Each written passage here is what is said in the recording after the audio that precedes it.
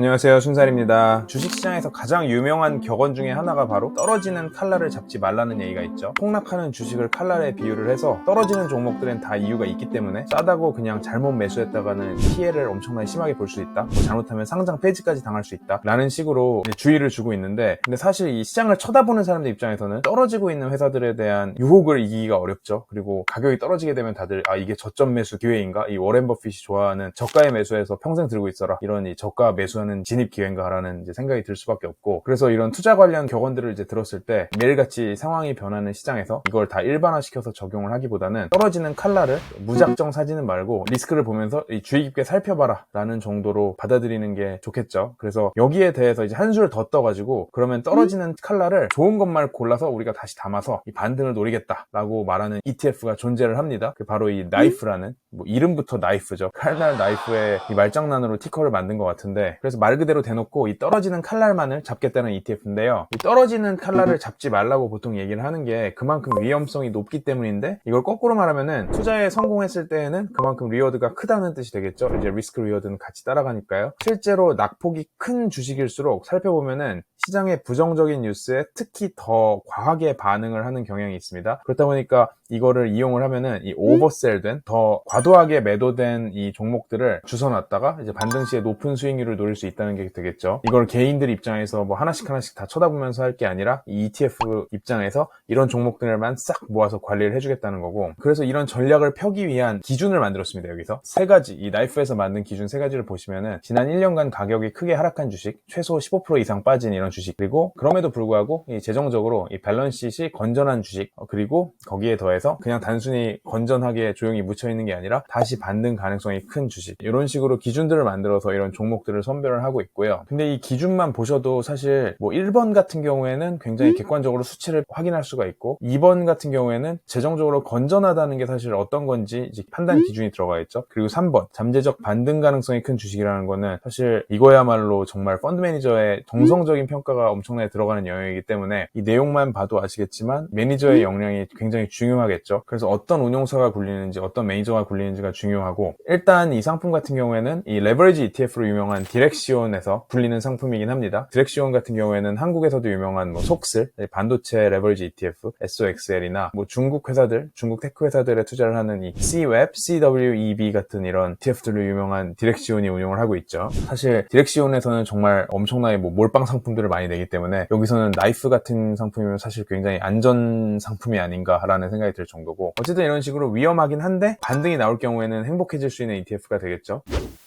시장 반등이 나온 한 달간의 퍼포먼스를 살펴보면은 미국 ETF들 3천여 개 중에서도 수익률이 4등을 기록했던, 특히 6월에서 7월 이 한 달 정도의 시간을 보면은 레버리지나 인버스 ETF들을 제외하고 일반 주식들의 이 한 배수의 방향성만 쫓아가는 ETF들과 비교했을 때 4등까지 한번 찍었던 이력이 있습니다. 그래서 이 ETF의 이 웹사이트에서 한번 더 내용을 잠깐 살펴보면은 이름이 Direction Fallen Knives ETF죠. 정말로 말 그대로 추락한, 하락 중인 칼들을 담는 거고, 사실 저는 이 디렉션에서 만든 이 광고 영상을 보면서 되게 놀랐던 게, 아니 이게 과연 금융회사에서 할 수 있는 일인가? 참고로 한국금융회사에서는 이런 광고를 만드는 게 가능할지 모르겠어요. 워낙에 규제가 빡세서. 정말 약 빨고 만든 광고 같거든요. 그래서 이 ETF, 이 칼이 떨어지는데 이 칼이 반등을 하는 ETF다. 그래서 금융상품 팔면서 이런 식으로 광고하는 곳은 처음 봤습니다. 저는 진짜 너무 신박해서 재밌었고, 최근 12개월 동안 15% 떨어진 종목들 중에서 재무제표 건전성은 좋은데 전반적인 이 섹터 하락 때문에 빠지던가, 전반적인 시장의 약재들이 과대평가돼서 빠졌다던가, 어쨌든 이런 종목들을 담는 거죠. 그래서 어떤 종목들을 담고 있나 보시면은 이 섹터로 봤을 때 굉장히 몰려 있습니다. 헬스케어와 IT가 대부분이죠. 근데 또 생각을 해보면은 이게 어쨌든 리밸런싱이 돼서 계속해서 종목이 바뀔 텐데, 그럼 최근 12개월 동안 가장 많이 빠진 섹터의 종목들을 가장 많이 들고 있는 게 당연하겠죠. 그랬을 때 이 헬스케어 같은 경우에는 아무래도 팬데믹이 끝나면서 코로나 약발이 좀 빠졌을 수도 있고, 왜냐면 그 전에 하도 엄청나게 많이 치솟았었으니까 이 백신 팔이 회사들이 주가가 좀 조정을 많이 받은 모습이었고, IT 회사들 같은 경우에는 우리 모두가 여기에 많이 물려있기 때문에 더 잘 알고 계실 것 같고요. 반면에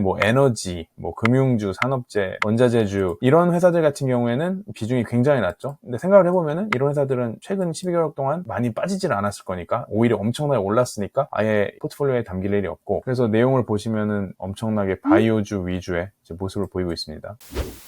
그래서 이런 펀드들의 운용 방법론이 궁금하신 분들은 ETF 운용사에서 아예 좀 더 자세히 매뉴얼들을 만들어 놔요. 그래서 저는 이런 거 읽어보는 거 되게 좋아하는데 되게 재밌거든요. 이 마켓캡 어떤 기준으로 고르나, 이게 사실 ETF를 운용하는 회사가 이런 식으로 종목을 운용을 한다는 거는 개인들 입장에서도 이걸 보고 나서 나한테 맞는 전략이면은 나도 여기에 맞춰서 이 종목들을 스크리닝하면 되겠다 라는 식으로 벤치마크하기 되게 좋아서 저는 한 번씩 재밌는 게 있으면 읽어보시는 걸 추천을 드리고, 이거 같은 경우에는 뭐 마켓캡 5천억, 6천억 이상의 회사들만 보면서 이제 6개월간 거래량 이 정도 나오는, 시장에서 실제로 거래가 되는, 그리고 아까 말씀드린 대로 이 네거티브 모멘텀, 최근 12개월 중에 15% 이상 빠졌어야 된다. 근데 이 15%라는 것도 사실은 정확히 뭐 과학적인 숫자는 아니겠죠. 본인들이 이 정도 빠졌으면 모멘텀을 잃었다라고 이제 생각을 하는 거고, 그리고 파이낸셜 헬스 같은 경우에도 어쨌든 간에 기본적인 재무제표 분석은 필요합니다. 종목을 볼 때 이게 좋은지 나쁜지, 다시 올라갈 수 있는 회사인지 아니면은 이게 정말 모래성인지, 이런 걸 판단하기 위해서는 기본적인 내용들은 아셔야 될 것 같고, 그래서 캐시플로우가 어쨌든 잘 나오고 자본 대비 부채 비율이 좀 안정적으로 나오지만 단기 주가가 빠진 종목들, 이런 탑 종목들 50개를 골라서 운용을 한다라고 얘기가 나와 있고요. 그래서 이런 ETF를 살펴보실 때 또 굉장히 중요하게 봐야 되는 게 이 운용 얘기죠. AUM인데 AUM이 너무 작으면은 일단 시장에서 거래 자체가 잘 안 된다는 의미이기 때문에 한 번 더 여기서 좀 더 조심해서 지켜볼 필요는 있어요. 그래서 나이프 같은 경우도 이 디렉시온에서 되게 재밌게 출시를 해서 내놨던 상품이긴 한데, 운용액 자체는 사실 아직 많지 않습니다. 많지 않은 정도가 아니라 아예 그냥 없다시피 한 수준이고, 근데 이런 식으로 이제 재밌는 전략들이 있기 때문에 이 나이프를 사지 않더라도 이런 회사들의 방법론을 좀 도입을 해서 나는 저가 매수를 어떤 식으로 해야 될까 라고 고민을 하시는 분들 입장에서는 좀 나한테 맞는 조건들만 대입해서 써보면 도움이 되지 않나 라는 생각에서 영상을 한번 만들어 봤고요. 저희는 다음 시간에 또 다른 재밌는 순살 ETF로 돌아오도록 하겠습니다. 안녕.